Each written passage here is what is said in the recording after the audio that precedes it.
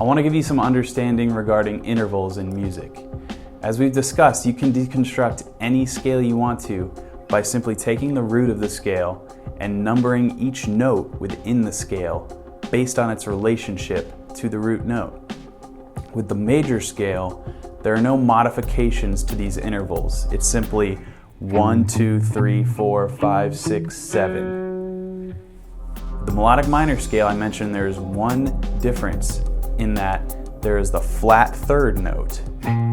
So instead of 1, 2, 3, 4, 5, 6, 7, the melodic minor scale written in interval form would be 1, 2, flat 3, 4, 5, 6, 7.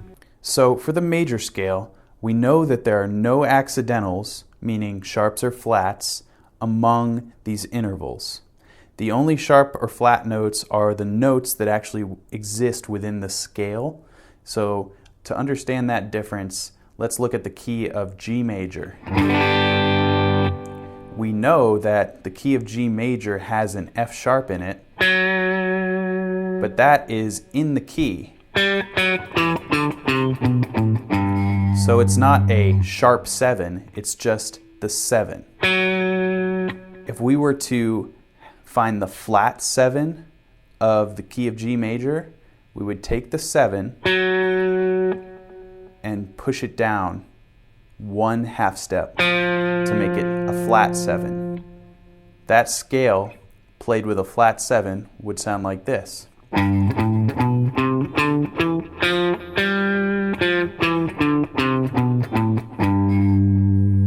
That's also the G Mixolydian Scale, which we know from Guitar Supersystem Level 1.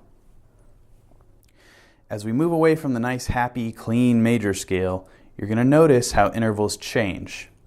So, in this course, we are concentrating on the melodic minor scale, which we know has one different tone from the major scale, the flat third.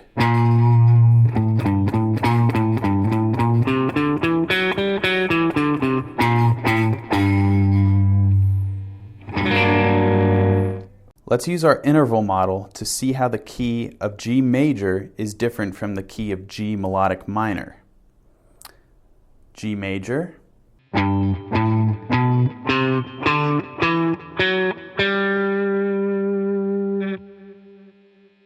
G melodic minor.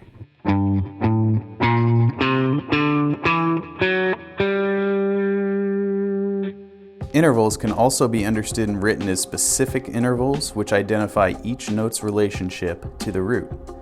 Using the key of G major, it would break down like this.